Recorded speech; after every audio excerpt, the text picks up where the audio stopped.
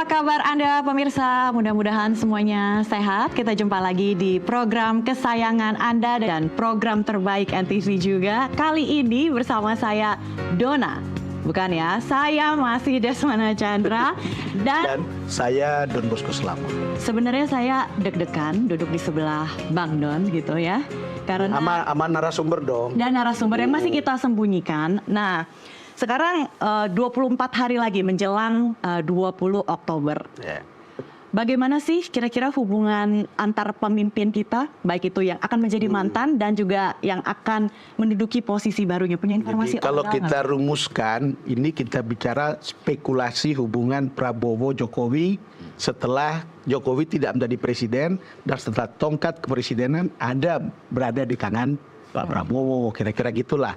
Dan spekulasinya itu kan begitu banyak di luar sana, kita kadang-kadang susah membedakan mana yang fakta, mana yang sekedar noise yang kemudian menimbulkan kegaduhan.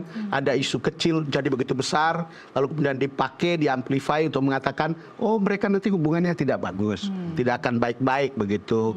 Lalu kemudian orang menggunakan alasan Jokowi itu berbakat untuk cawe-cawe, dan itu akan mengganggu Prabowo dan membuat hubungan mereka tidak bagus. Lalu kemudian ada lagi yang bilang, oh nanti Gibran itu hanya mau bersama Prabowo itu 2 tahun atau 3 tahun, setelah itu menjadi rival. Hal-hal seperti ini begitu rame di luar sana. Karena itu kita cari pandangan orang dalam atau pengalaman orang dalam. Apakah akan seperti itu? Tidak ada jawaban yang pasti, Mona. Kalau gitu kita tanyakan langsung ke orang dalam. Makanya kita membutuhkan Mas narasumber kita ini untuk ikut membicarakan ini biar para penonton paham betul apa situasi ini melalui Doncast. Dan sudah kami hadirkan di studio Mas Bambang Harimurti, Mas BHM. Terima kasih sudah hadir. Terima kasih diundang. Spekulasi yang tadi disampaikan Bang Don, Mas BHM, itu kan muncul ya dalam beberapa pernyataan yang disampaikan oleh Pak Prabowo dan Jokowi sendiri. Nah, itu sebenarnya memang seperti yang dilihat gitu, saling muji gitu, atau sebenarnya wajahnya saja senyum, bersahabat baik, berhubungan baik, hubungannya harmonis, atau di dalamnya itu cemberut? Ya namanya juga hubungan dengan mantan ya.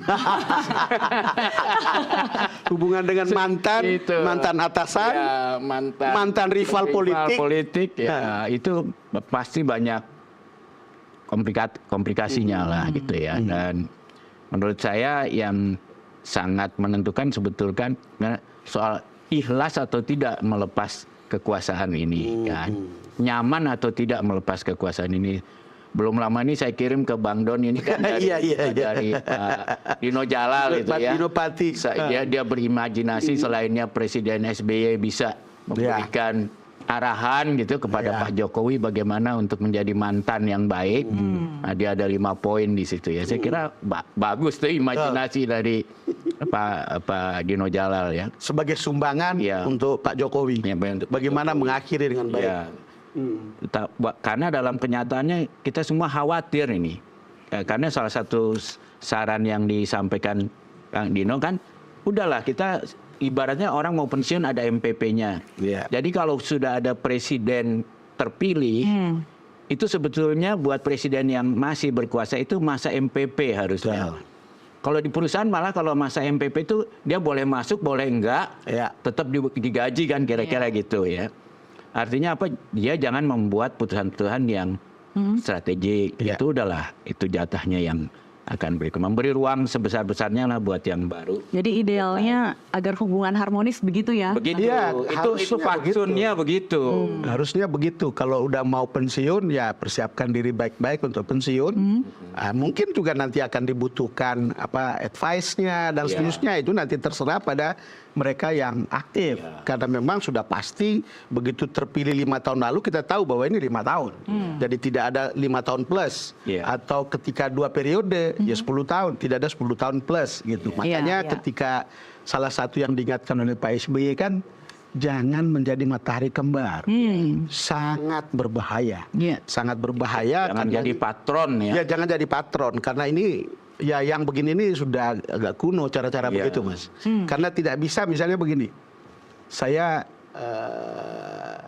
dapat dari seseorang yang mengatakan tidak ada pemimpin yang tidak bisa tergantikan.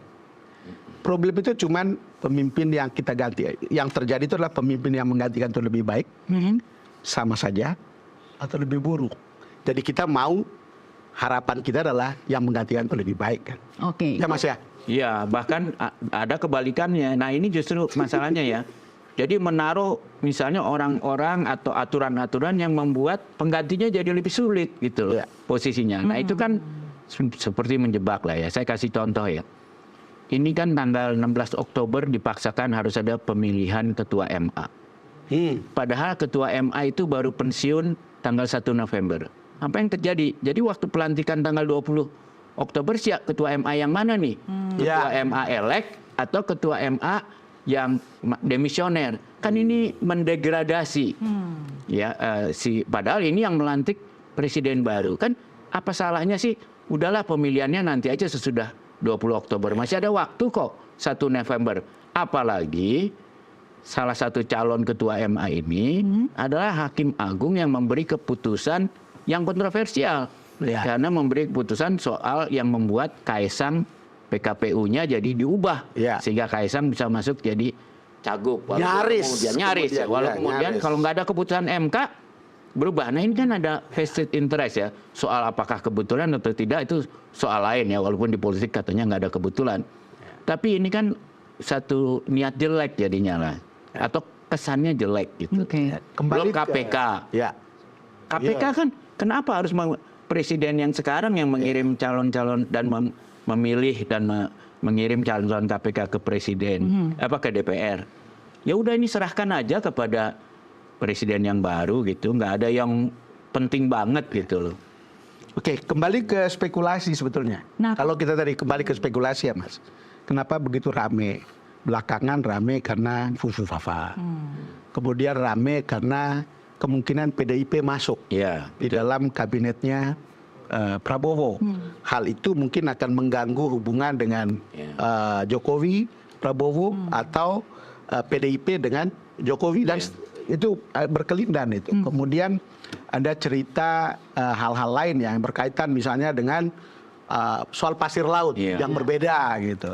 Jadi kalau kita lihat hal-hal seperti ini dianggap bagian-bagian yang kemudian menjadi makanan di publik untuk kemudian dibicarakan, dibesarkan, lalu kemudian melihat hubungan ini seperti kok ini nanti tidak baik ya. Kira-kira begitu. Apakah pecah atau tidak? Nanti kita bisa lihat lebih lanjut setelah kita lihat problem-problemnya lebih dalam. Iya. Tapi kalau kita melihat saat ini gesture dari Prabowo sendiri di beberapa kongres, statement yang dilontarkan, kemudian Jokowi juga. Nah hubungannya itu sebenarnya untuk saat ini, itu yang kedepannya nanti kita bicarakan setelah 20 Oktober gitu. Untuk saat ini apakah moodnya ini masih oke? Kalau saya kira memang kan ada wajah publik. Ya. Ada wajah yang sebenarnya ya. Ada wajah politik di panggung depan, panggung. ada wajah di belakang panggung ya. Ya. Tapi kalau saya lihat, kalau bagi publik contoh yang paling gampang adalah kalau sehari-hari kan hubungan mereka baik-baik saja, nggak ada masalah. Tapi saya kira satu saat yang mungkin Pak Prabowo saking nyamannya karena dia berada di lingkungan Partai PAN waktu itu. Partai PAN ini kan yang mendukung dia dari kapan, dari awal ya. Tidak pernah mendukung, keluar. Sehingga merasa ketika beliau mengatakan jangan sampai ada yang saking hausnya dengan kekuasaan ya melakukan hal sampai lawan politik diintelijenkan dan itu menurut saya itu mungkin genuine, itu wajah yang genuine ya, yang otentik dari sikap Prabowo yang memperlihatkan perbedaan pandangannya dengan Jokowi ya. Dan saya rasa kalau lihat ya so far ada hubungan yang egaliter. Ya. Jadi kalau kita lihat ya mungkin sementara ini kita lihat bagaimana hubungan Prabowo dengan Jokowi masih hubungan atasan bawahan ya. Belum terlihat banget hubungan bahwa ini ada satu presiden lalu kemudian ada satu elected presiden. Hal itu kemudian kan menimbulkan kenapa tadi spekulasinya begitu banyak dan orang mulai melihat seperti apa masa depannya karena mulai terlihat seperti orang mulai mengungkap kembali misalnya apakah seorang Jokowi akan bisa menahan diri untuk tidak cawe-cawe. Ada statement atau ada isu bahwa Pak Jokowi akan menitipkan sejumlah orang. Bagaimana kemudian itu, walaupun kemudian dikatakan itu hak prerogasi presiden, tetapi kan ceritanya adalah bagaimana Prabowo akan dibebani pertama partai politik yang akan menitip orang. Lalu kemudian masuk lagi PDIP yang kemudian masuk belakangan yang ketika minta sesuatu mungkin akan mengubah konstelasi. Kemudian ketiga yaitu tadi Pak Jokowi menitipkan sejumlah orang. Ini hal-hal yang mungkin bisa membuat hubungan keduanya krusial. Lalu kemudian hal yang lain adalah orang lalu bilang tidak ada jaminan bahwa Pak Jokowi itu akan setia dengan Pak Prabowo gitu. 23 tahun bersama PDIP aja dengan Ibu Mega saja bisa begitu. Tapi sekali lagi bisa berbeda atau suasana berbeda itu bisa terjadi. Dan juga saya lihat ini kan dua karakter yang sangat beda banget pribadinya ya. Kalau orang seperti Pak Prabowo itu kan ganti serah terima jabatan tuh buat dia udah sesuatu yang rutin di tentara ya. Dan bagaimana bersikap korek dalam masa-masa seperti itu sudah diajarkan gitu. Nah kalau karena itu kita lihat misalnya kalau zaman transisi Pak SBY dulu yang juga budaya tentara itu kan beliau menyiapkan tim transisi lalu mengatur gimana nih transisi. Saya ingat Profesor gitu Hermansyah almarhum waktu itu yang dijadikan untuk menyiapkan transisi itu. Jadi kan bahkan waktu itu kelihatannya malah tim Jokowi yang agak geradak geruduk gitu kan. Sampai ditegur lah, ya udahlah kalau mau masuk ke menteri ini kan ada atasannya Menko. Aturlah dengan Menko-nya gitu. Supaya ada fatsunnya lah. Ini sesuatu yang kita bukan dihukum rimba gitu ya. Siapa yang berkuasa menentukan segalanya, ada aturan-aturan. Nah, ini yang kelihatannya mungkin yang ini pengalaman pertama juga kali Pak Jokowi ya. Tetapi pengalaman ini Mas, sepanjang saya sebagai jurnalis melihatnya, kita lihat kali ini transisinya mungkin yang paling baik dari yang ada. Misalnya dari Pak Harto dari Soekarno ke Pak Harto itu persoalan. Dari Pak Harto ke Pak Habibie itu persoalan. Dari Pak Habibie ke Gus Dur juga masalah. Dari Gus Dur ke Ibu Mega itu bermasalah. Dari Ibu Mega ke Pak SBY juga masalah. Tapi kali ini proses transisi yang cukup lama kelihatannya lebih smooth. Tapi apakah itu suam-suam kuku atau smooth yang tampak di permukaan tapi di bawahnya, atau yang kita khawatir itu katanya kan angin tenang itu sebelum badai justru menghanyutkan ya. Mengatakan bahwa atau air tenang menghanyutkan, atau dia bilang tuh suasana tenang itu tanda badai besar akan datang itu. Mudah-mudahan bukan itulah, mudah-mudahan. Baik, nanti kita akan tahu seperti apa sesungguhnya romantisme hubungan antara Prabowo dan Jokowi itu tergantung dari itikat dari Jokowi ya, apa yang akan dilakukan begitu. Oke, kita akan sambung di segmen berikutnya, kami akan segera kembali.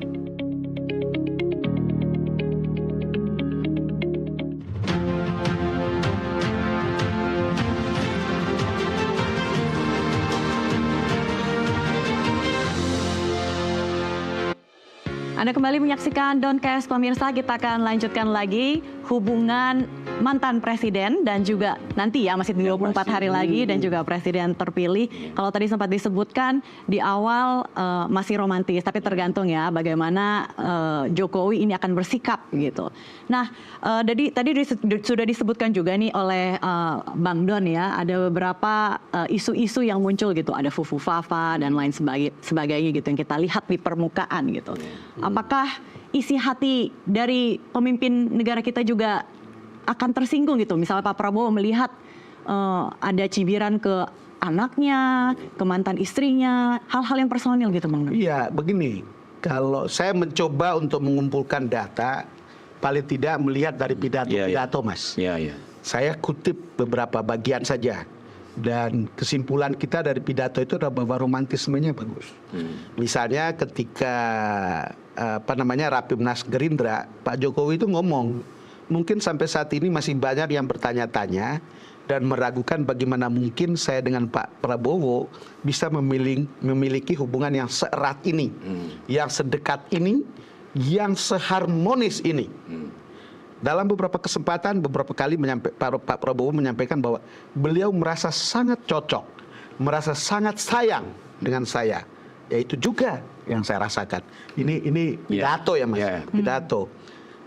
Lalu kemudian Pak Prabowo membalas pidatonya Pak Jokowi. Jadi saya hanya mengambil bagian. Jangan ragu-ragu Pak. Kalau Pak Jokowi dicubit, yang rasakan seluruh partai Gerindra. Kita adalah petarung, kita adalah pendekar, kita ingin baik, tapi jangan salah hitung. Gerindra akan bela kebenaran, keadilan, kejujuran. Terima kasih Pak. Kami di belakang Bapak.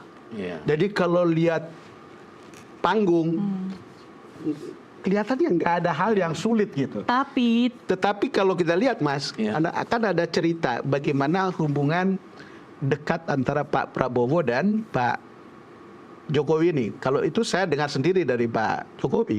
Ketemu berdua ngomong, Pak Don, waktu mau mencalonkan, belum mencalonkan, tapi mungkin untuk mencalonkannya. Waktu itu Prabowo berpasangan dengan Gerindra, dengan Ganjar. Pak Don, Prabowo itu teman baik saya. Gitu.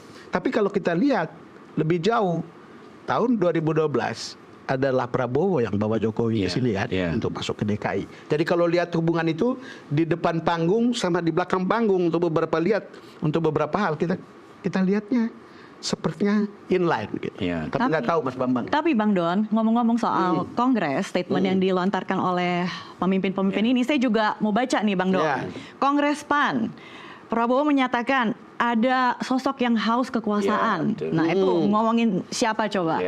Bagaimana penyampaian oleh Prabowo itu sepertinya kalau dilihat ya, saya bukan pakar psikolog, tapi genuine gitu. Bagaimana dia menyampaikannya itu terasa otentik gitu. Dan marah gitu ya. Marah gitu. Karena ada konteksnya. Buat-buat gitu. Nah, karena ada konteksnya.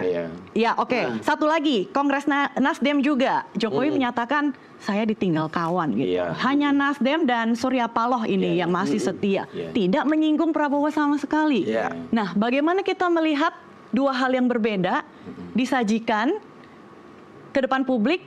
Apakah kita bisa berspekulasi mungkin saja di luarnya manis, tapi di dalamnya pahit?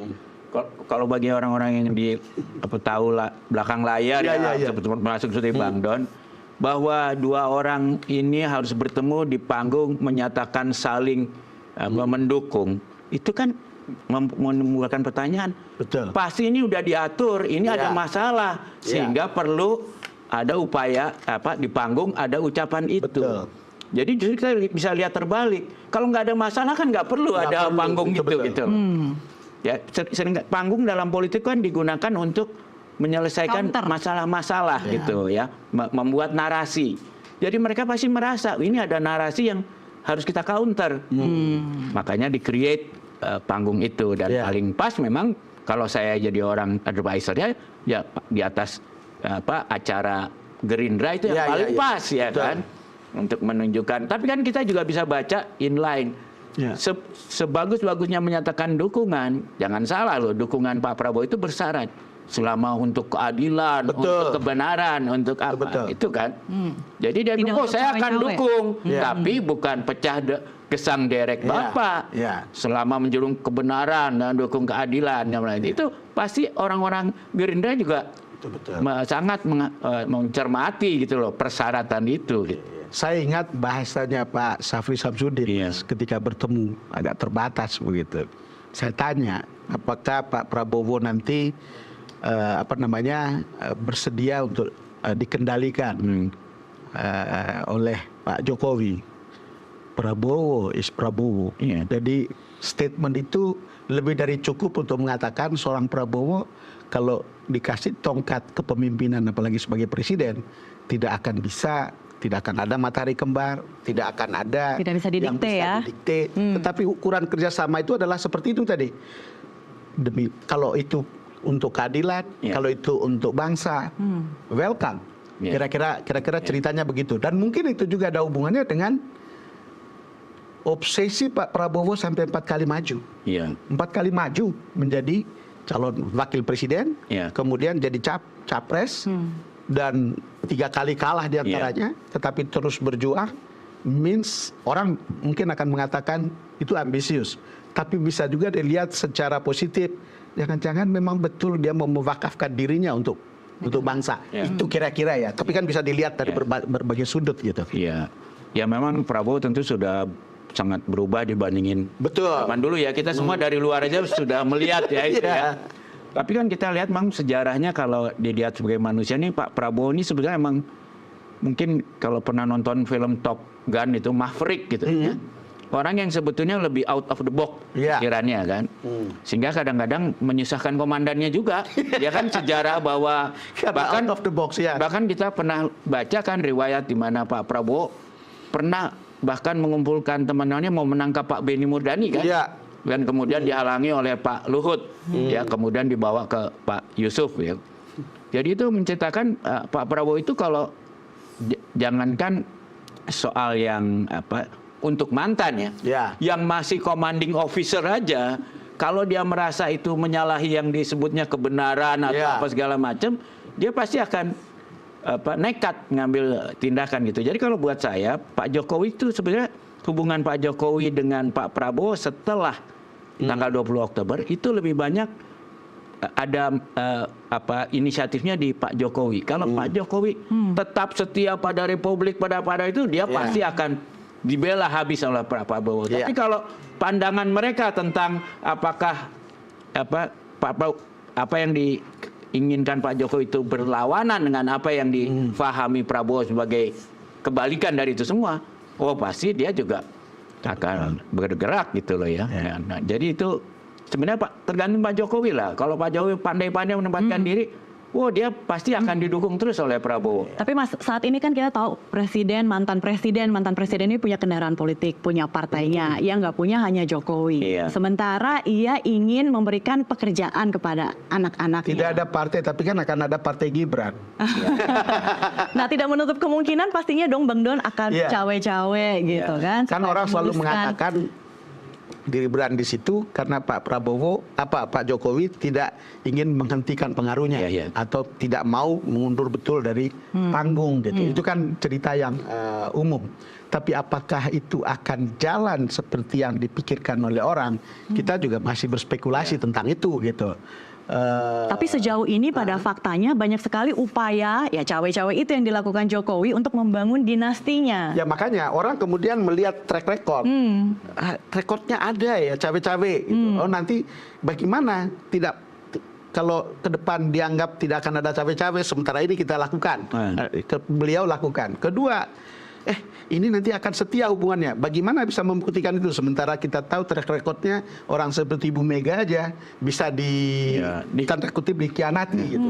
Apalagi seorang Prabowo gitu. Akan hal-hal seperti itu yang kemudian membuat orang seperti kita merasa ke depan itu jangan sampai ada semacam friksi yang besar di antara para presiden atau mantan presiden. Jadi kemudian menarik memang ketika Pak Prabowo menggagas Presidential Club, Mas. Iya, betul. Jangan-jangan karena beliau melihat pengaruh itu, lalu kemudian hubungan di antara mereka tidak bagus, misalnya antara Ibu Mega dan Pak SBY, lalu kemudian Ibu Mega dengan Pak Jokowi, bikinlah Presidential Club.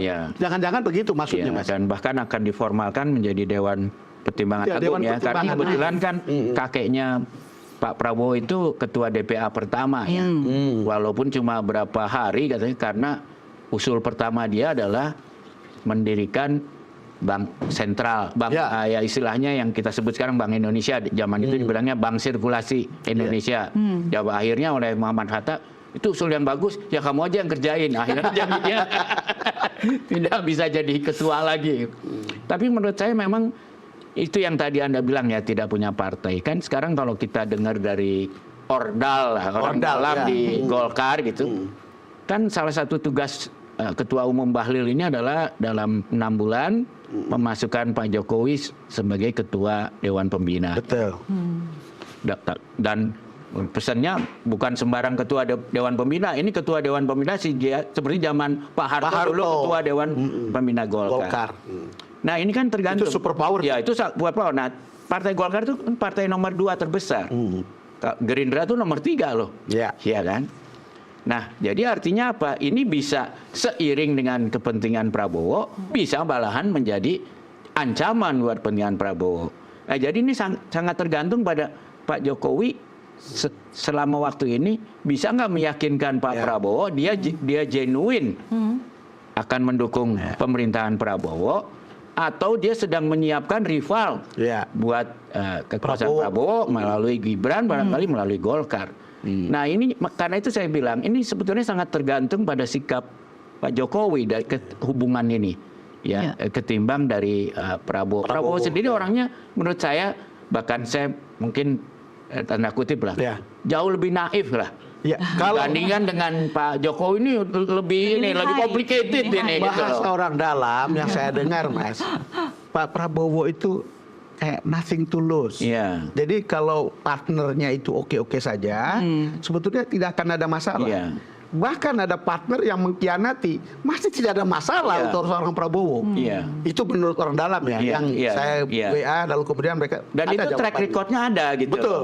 Jadi kebalikan nih, kalau di tempat Pak Jokowi ada banyak track record dia menjadi masalah gitu karena tidak taat pada janjinya sendiri. Di tempat Prabowo bahkan orang yang mengkhianati itu ya kalau bahasanya Bang Don dianggap prodigal son, bisa kembali gitu ya. Ada unsur pemaafnya gitu loh. Betul. Karena itu saya bilang ya justru itu kekhawatiran orang-orang dekat. Tapi sih Bang Don cerita juga orang-orang dalam sekitar Prabowo, apalagi yang sudah setia dari puluhan tahun, orang-orang yang setia itu paling khawatir bahwa karena kebaikannya Pak Prabowo ini dimanfaatkan dan nanti dihianati oleh Pak Jokowi gitu loh. Nah, itu yang terjadi memang. Jadi kalau lihat kan itu kata Mas Bambang tadi ada track record. Kurang apa dia bisa bantu Anies? Kurang apa dia bantu Jokowi? 2 kali dikalahkan. Tapi just fine gitu. Bayang. Dengan track record seperti ini kan pasti Prabowo juga akan muncul perasaan tidak nyaman gitu. Akan ada mungkin tiba-tiba serangan gitu ya, tiba-tiba muncul gitu pengganti atau rival begitu. Nah, apakah membentuk kabinet yang kabarnya nih akan menjadi gemoy banget ya, seperti citra yang ditampilkan oleh Prabowo pada saat Pilpres, lucu-lucu menggemaskan, tapi yang ini tidak lucu sama sekali karena anggarannya bakal membengkak. Ini bisa mengakomodasi ambisi Jokowi terhadap kekuasaan. Mungkin tidak bisa dilihat seperti itu ya. Tentu akan ada akomodasi, Mas. Jadi diakomodir kepentingan ini. Tapi yang kita dengar dari orang dalam itu kan ada cerita tentang second kabinet. Ya, kalaupun dari partai, tapi pilihannya adalah profesional. Karena saya termasuk mendengar dari mereka mengatakan Prabowo harus lebih baik dari seorang Jokowi. Apa yang akan lebih baik? Kita bisa lihat beberapa ikon program yang betul-betul dipertaruhkan oleh seorang Prabowo. Pertama, tiba-tiba ada 2 juta hektar lahan pertanian di Papua yang sekarang sudah mulai jalan, sudah kita tahu ekskavatornya sudah masuk, dan ini akan menyelesaikan persoalan pangan. Yang kedua yang juga ikonik itu adalah soal makan siang gratis. Bergizi ya. Sorry, jadi sarapan Bang. Oh, jadi sarapan. Ya, pokoknya makanan bergizi lah. Ini hal-hal yang kalau orang lihat, ini 2 hal yang juga sangat ikonik untuk bicara tentang, karena ini langsung berkaitan dengan perut dan langsung berkaitan dengan kecerdasan anak-anak, langsung berkaitan dengan swasembada beras yang selama bertahun-tahun kita tidak pernah bisa lakukan, lalu kemudian impor dan kemudian membuang devisa padahal kita punya tempat. Kalau hal itu memperlihatkan bagaimana dia akan membuat ini lebih baik gitu ke depan gitu. Kalau saya lihatnya beda ya ininya. Jadi kan pasti semua pemimpin ingin punya legasi ya. Kalau saya lihat Pak Jokowi itu legasinya tuh berbentuk fisik. Jalan, infrastruktur, ibu kota baru ya. Bukan itu yang ingin dia. Sampai saya ingat kata Mas Bambang, membangun di tempat yang tidak perlu. Sampai membangun yang belum perlu lah, bukan tidak perlu, belum perlu ya. Dia ingin dikenal membangun kereta cepat pertama, bahwa kereta cepat itu merupakan kerugian apa segala, itu nggak terlalu penting buat dia ya. Membangun di mana-mana bahwa itu menyebabkan utang kita besar dan BUMN banyak yang mau bangkrut, itu dia nggak terlalu pikirkan. Kalau Prabowo ini saya lihat dia tuh sangat terpengaruh. Namanya aja kan Prabowo Subianto. Subianto itu kan dari pamannya yang meninggal waktu bertempur dengan tentara Jepang. Dan satu hal yang membuat dia sangat emosional adalah di saku pamannya itu kan 2 pamannya itu ada sajak dari bahasa Belanda. Nama Subianto kan Iya, dari paman dia, itu ya. kan. Dan di Sajak itu adalah kami adalah generasi pembangun candi. Itu kalau bahasa Indonesianya ya. Jadi dia bilang ya pokoknya yang penting kita tuh membangunlah candi Ya. ini. Tapi candi yang dalam versi keluarga Prabowo ini bukanlah candi dalam bentuk fisik. Iya.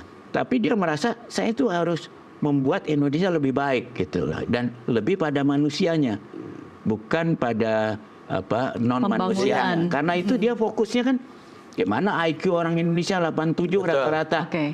Ya itu dia cari-cari itu. Oh ini bagaimana bisa IQ-nya tinggi kalau Iya. makannya aja nggak bergizi. Iya. Karena itu dia lihat. Dan kalau kita lihat nanti yang sekarang kan yang Prabowo itu sangat menikmati ngajarin anak-anak muda yang pintar. Iya. Wah, nanti di sekolahin beasiswa Betul. sampai dibiayai sendiri sekolah-sekolah terbaik dunia. Pulang menjadi kebanggaan dia. Jadi kebanggaannya beda. Iya. Kalau Pak Jokowi itu kebanggaannya gedung-gedung fisik. Iya. Jalan-jalan. Kalau Pak Prabowo itu, ini anak didiknya yang pintar-pintar yang Iya. menjadi kelas dunia gitu ya. Dan mungkin sekuennya bagus juga lah gitu. Kita udah punya infrastruktur, sekarang bagaimana Tinggal membuat infrastruktur itu Oke. bisa dimanfaatkan dengan baik. Iya, Mas, itu menarik apa yang dikatakan oleh Mas BHM tentang bagaimana fokus seorang Prabowo itu ke manusia. Saya nggak tahu, saya tidak bermaksud Iya. mengkampanyekan seorang Prabowo, tapi kita mendengar beberapa Iya. pidato atau statementnya yang dia katakan tugas pemimpin itu adalah membuat rakyat kecil bisa tersenyum. Iya. Itu pertama katanya. Kedua, love your people and use your common sense. Iya. Dia kutip dari beberapa mentor. Lalu kemudian yang dia kutip dari ayahnya adalah never go against your people. Always be on your people's side. Iya. Jadi kalau lihat begitu, saya nggak tahu ya, tapi apakah itu betul-betul genuine dari beliau, tapi itu beberapa rangkuman pidato yang kita pernah dengar berkali-kali, itu menarik tuh Mas. Ya, Jangan cari ya. seperti kata Mas Bambang tadi. Kita lihat lah ya. Dulu kan ketika dia jadi sampai Pangkostrat sampai dipecat, dia kan punya orang-orang anak-anak didiknya akhirnya ikut korban ya. Tapi kan dia take care orang-orang Iya. ini sampai sekarang, ya kan? Bandingan dengan Pak Jokowi, Pak Jokowi itu menganggap orang itu bisa dikorbankan. Iya. Ya. Orang yang sangat setia pada dia, begitu satu saat dia nggak perluin, Jadi beda out karakter gitu. ya. Ini yang memang Satu beda style, loyalitasnya. gayanya beda. Makanya Oke. sulit untuk menganggap kedua ini bisa Oke. cocok, walaupun kalau ada orang di tengah mereka yang dihormati, sebenarnya mereka bisa komplement. Tapi kalau nggak ada orang itu, ini memang Iya. Saya Beda rasa banget memang gitu. ada sejumlah fakta yang memperlihatkan bagaimana politik itu hanya bisa memakan temannya sendiri. iya. Oke, dua pemimpin dengan dua karakter dan style memimpin yang berbeda, tapi pernah disampaikan Prabowo kalau mau belajar jadi pemimpin, belajar sama Jokowi. Nah, apakah program-program yang saat ini sedang berjalan akan diteruskan? Kita akan bahas di segmen berikutnya. Tetaplah bersama kami.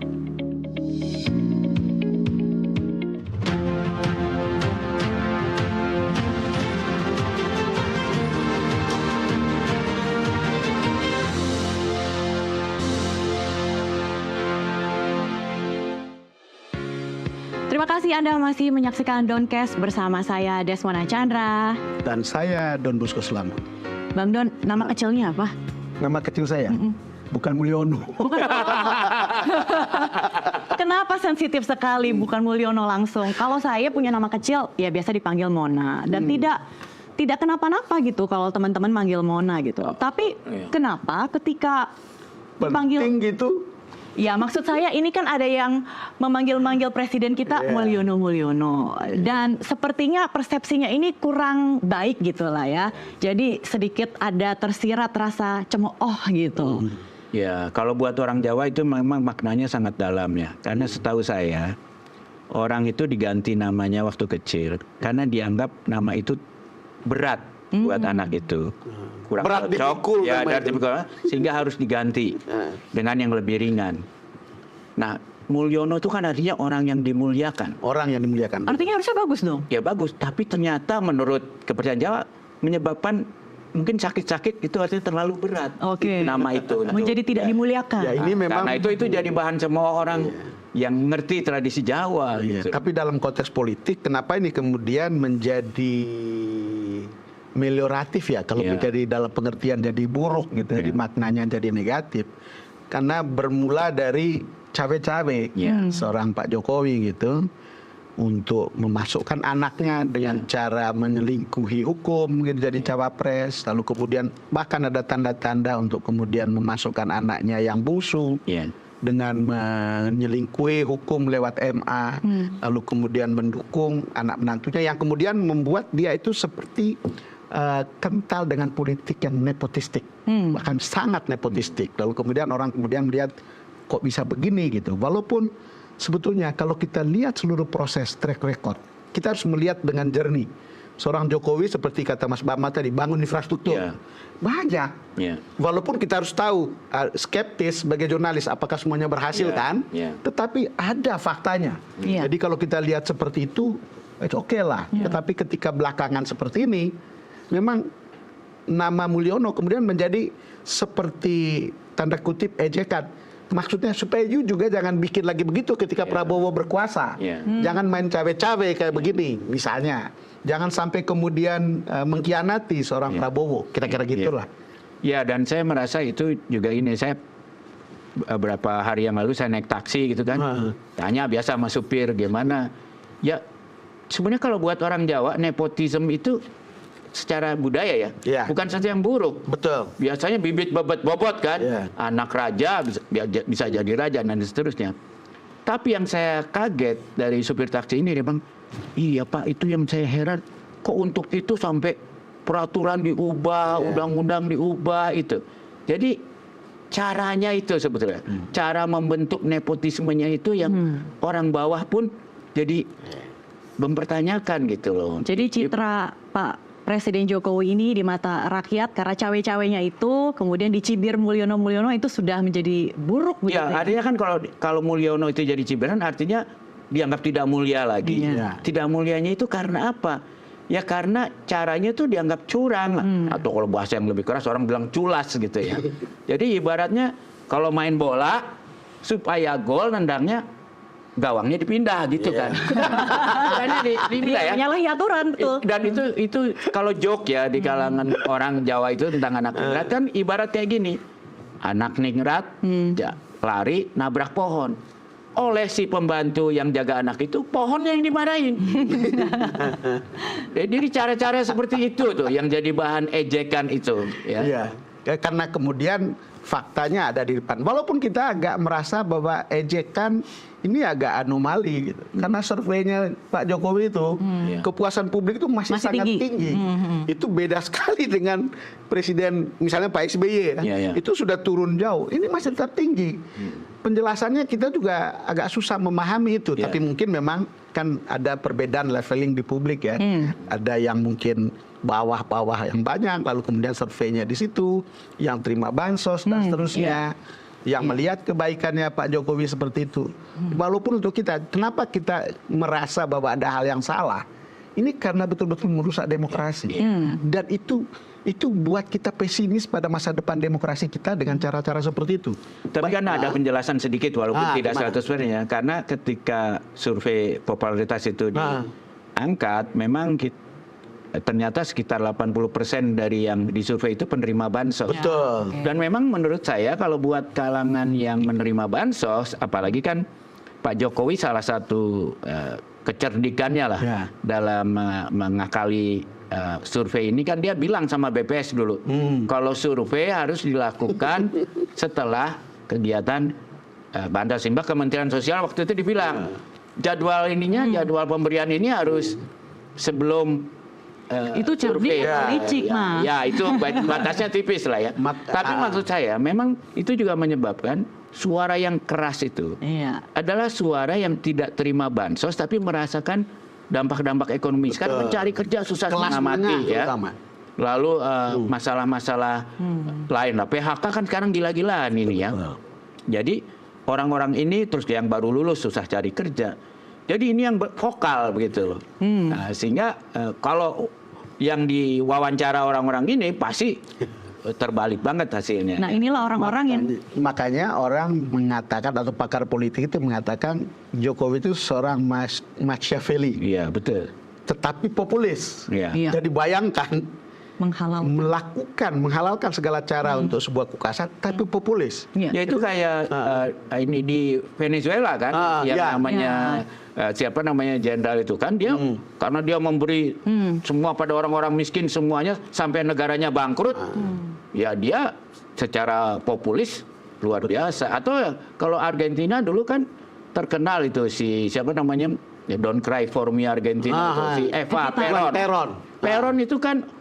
Bayangin, Argentina itu dari negara yang termasuk 7 terkaya di dunia, sampai menjadi sekarang negara ratu miskin lah, udah bangkrut 2 kali. Iya. Itu karena Perón membuat kebijakan-kebijakan yang membuat dia sangat populer di kalangan rakyat miskin itu. Sehingga negara itu jadi bangkrut tapi. Ya tetap populer tapi bangkrut negaranya. Kalau lihat yang begini, ini juga menjadi persoalan dalam kepemimpinan seorang Prabowo. Iya, dia pada harus saat hati-hati. akan datang. Ini seperti untuk sebagian itu bisa menjadi cuci piring. Itu sebagian itu liabilities, beban yang harus dia selesaikan. Iya. Dan itu bisa kita bicara utangnya banyak. Lalu kemudian bagaimana seorang Prabowo bisa populismenya jalan, Iya. tetapi di satu sisi juga kelas menengah itu juga merasa nyaman dan makin baik begitu lapangan kerja dan seterusnya. Ini ujian kepemimpinan buat Prabowo karena ujian kepemimpinan paling susah itu sebenarnya nomor 2 lah paling susah adalah yang kita sebut berakit-rakit ke hulu, berenang-renang kemudian. Jadi oke, kita sekarang susah dulu ya sebentar, tapi di sana habis itu kita akan senang. Nah, tetap stabil di saat bersakit-sakit ini. Atau sakit terus sampai ke depannya juga. Ya, itu ujian yang benar. Kalau di tentara tuh ujian yang paling berat tuh ini, bagaimana sebagai komandan memimpin pasukan mundur teratur pada saat kalah. Itu ujian paling berat itu. Tapi kalau pemimpinan sipil itu, bagaimana kita bisa bilang, sekarang ini kita harus menyelesaikan semua kebangkrutan ini apa segala macam, harus ada tahan sedikit, puasa lah, ngajak orang puasa supaya kita bukanya enak gitu. Ya, itu ujian pemimpinan Prabowo yang berat. Nah, kalau dalam saat lagi ujian ngajak orang puasa, tahu-tahu mantan ini bilang, oh ini enak nih makan siang, wah nggak berantem mereka ya kan.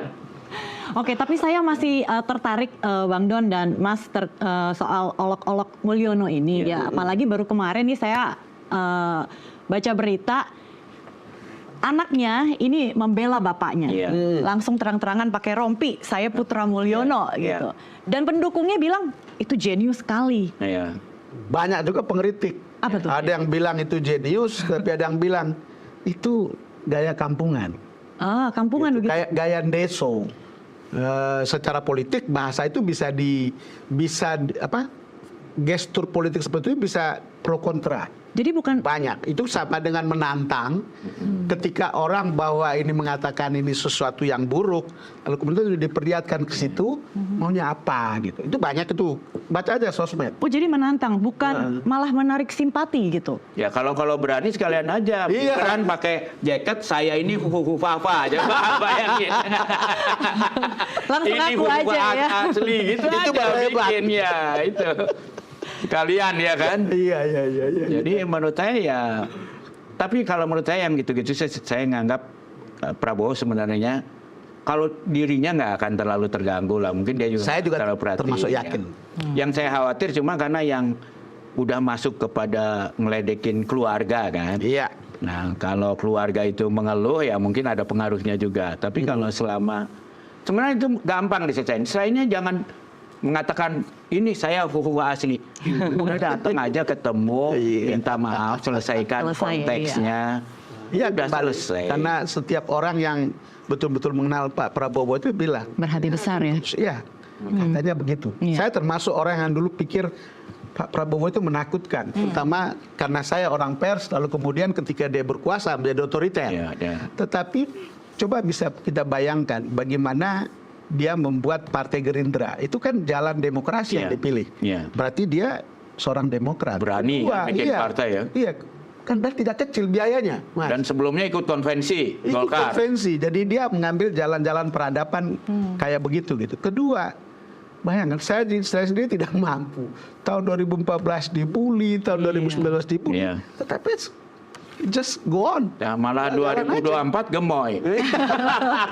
Jadi sebenarnya lucu, naif begitu ya, dan tidak akan terganggu dengan cibiran-cibiran dari yang dianggap anak kecil meskipun itu nanti calon wakilnya. Ya, Gitu. Nah, 24 hari lagi kita akan mendapatkan presiden baru. Ini artinya kita harus sama-sama menatap masa depan. Tapi bagaimana kita berjalan menuju ke masa depan kalau di punggung Pak Prabowo ini ada beban yang begitu besar, beban utang khususnya. Kita akan bahas di segmen selanjutnya, Bang Don dan Mas. Di segmen berikutnya kita akan segera kembali.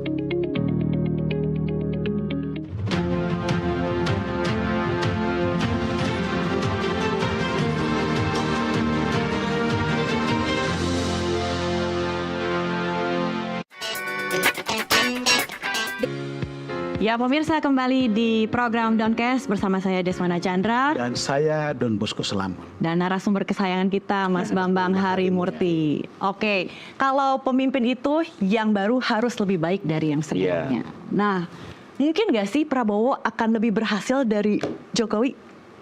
Memang ini pertanyaan yang menantang. Sekali lagi orang akan melihat apakah seorang Prabowo itu lebih baik dari seorang Jokowi.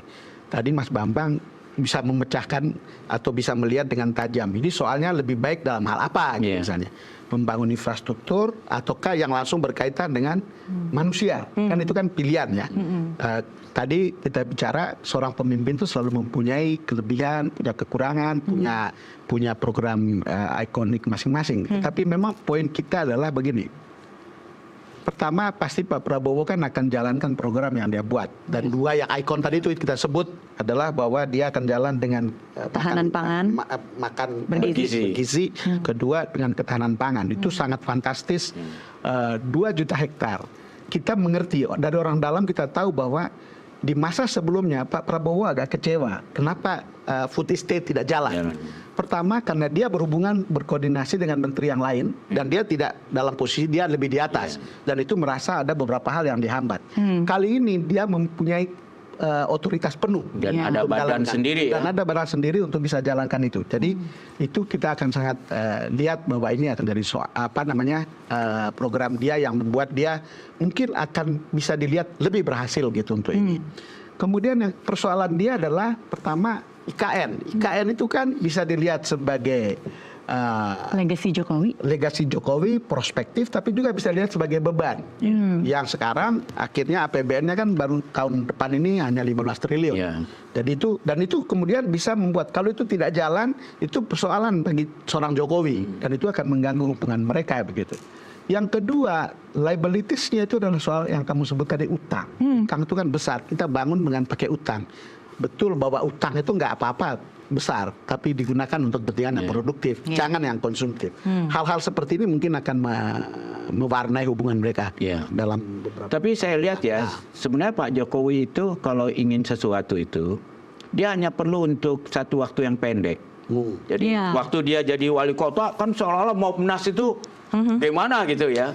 Kan setelah dia nggak ada perlunya lagi, nggak pernah kita dengar itu soal Monas hilang. Saya kira hal yang tadi pada IKN, dia hanya ingin saatnya lah bukan pada itu sudah. Tapi takut apakah akan hilang begitu Mas? Enggak, karena ini biaya pemeliharaannya relatif mahal ya. Tapi menurut saya ya udahlah, kita anggap kayak istana Tambak Siring kan ada. Istananya jadi dan satu saat ya pemeliharaannya bisa dijaga lah. Menurut saya masih bisa lah kalau nggak dipaksain ya. Kalau nggak ada.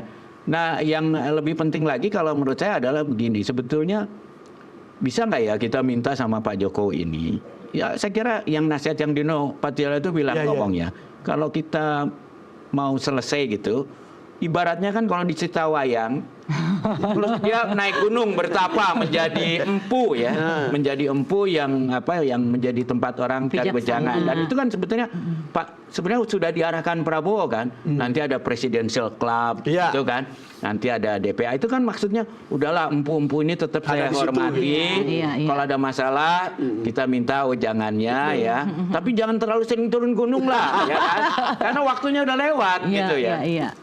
Menurut saya kalau kembali ke Mulyono, tantangan Pak Jokowi paling berat sekarang ini adalah itu kan dia orang tuanya dulu yang mutusin dia ganti nama karena dia dianggap mungkin sakitan, dianggap tidak sesuai namanya Sri Mulyono. Sekarang tantangan dia setelah menjadi presiden dan melakukan banyak hal, berani nggak dia ganti namanya ke aslinya lagi Sri Mulyono dan membuktikan bahwa dia memang orang yang bisa dimuliakan.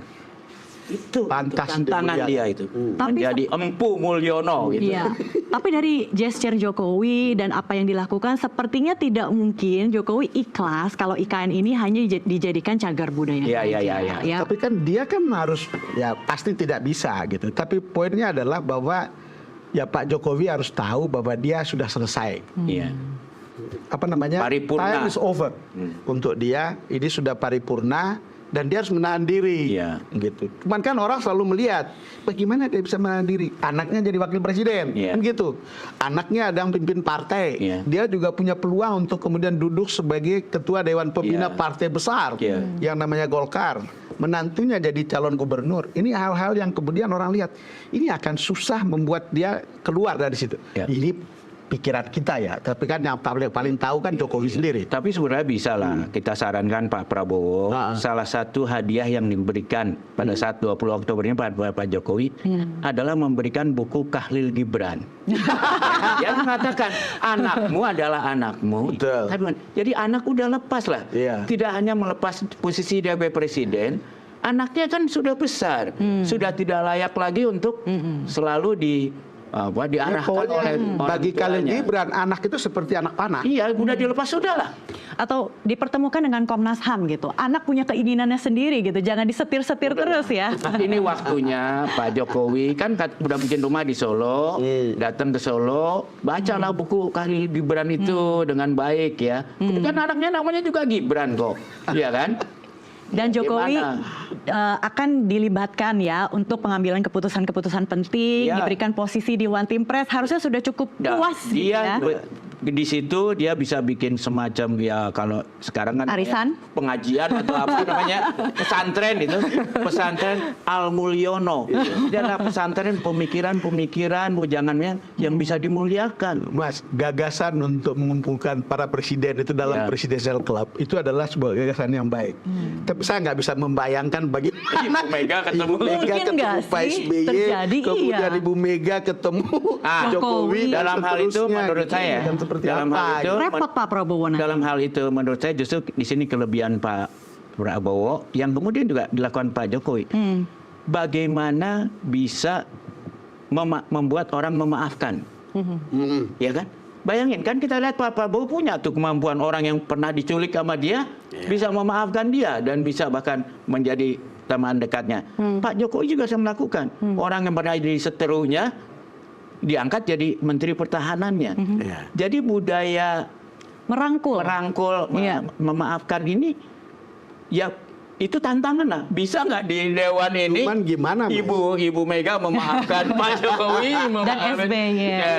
dan memaafkan SBY. Problemnya adalah kapasitas mereka. Ya. Kalau masih menjadi presiden, Iya. itu masih punya kompetensi dan masih punya power untuk membuat itu bisa Iya. dilakukan. Tapi kalau sesama orang yang sudah menjadi pensiunan, Iya. apa yang akan terjadi gitu? Iya. Itu kan urusan lebih personal untuk memaafkan itu ya. Tetapi bagaimana kemudian itu harus sampai ke orang seperti kita, Iya. sampai ke publik bahwa everything's going well. Iya. Di antara mereka itu semua hubungannya baik gitu. Iya. Dan kalau itu terjadi, Mas, Prabowo yang hebat. Wah hebat, karena itu berarti yang namanya Presidential Club atau DP Dewan Pertimbangan itu menjadi Dewan Rekonsiliasi para presiden mantan. Tidak pernah terjadi sebelumnya ya. Dewan Rekonsiliasi para mantan, nah gitu kan. Dan sudah dilakukan Prabowo sebenarnya sudah test the water coba-coba dengan merangkul lawan politik. Nah, Ya. saat ini kan sudah terbentuk nih Kim plus Ya, gitu ya. ya, batalion besar yang gemuk banget. Ya. Dan ada sepertinya tidak lama lagi ya Bang Nun ya 10 Oktober mungkin ya akan dijadwalkan pertemuan Dengan Ibu Mega. dengan Dengan Ibu Mega. Mega. Saya dengar begitu. Saya tadi telepon orang PDIP, orang dalam juga yang mengatakan akan ada pertemuan kemungkinan tanggal 10 Oktober. Tapi juga menarik, pertemuan itu bisa positif, bisa juga negatif. Karena pasti ini kan soal kalau misalnya mau masuk kabinet. mau minta yang mana. Iya. Begitu minta yang ini, semua orang minta yang itu sama. Yang Itu basah juga ya, ribut, yang strategis. Ya, tapi kita lihatlah seperti apa. Tapi saya rasa yang saya dengar memang Pak Prabowo itu kan membuka ruang untuk semua orang duduk di satu meja. Iya. Begitu dia sudah terpilih, dia sudah kumpulkan timnya. Tidak boleh ada yang di bawah meja. Semua harus ada di meja yang sama, gitu. Iya. Nah, kalau ada di meja yang sama, problemnya kan bagaimana cara memberatkan mereka ini untuk betul-betul happy Iya. di dalam meja yang sama, gitu. Ya itu. Dan persoalannya juga kan dari Ibu Mega tuh bukan sekedar siapa, tapi lebih pada asal bukan. Ya. Ya kan?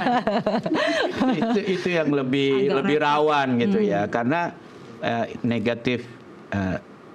negativity itu energinya jauh lebih besar. Nggak terbayang. Ibaratnya lebih sticky, lebih Ya Mas, ngelem. nggak terbayang kalau Ibu Mega minta saya posisi Kepala BIN, posisi Kapolri, Iya.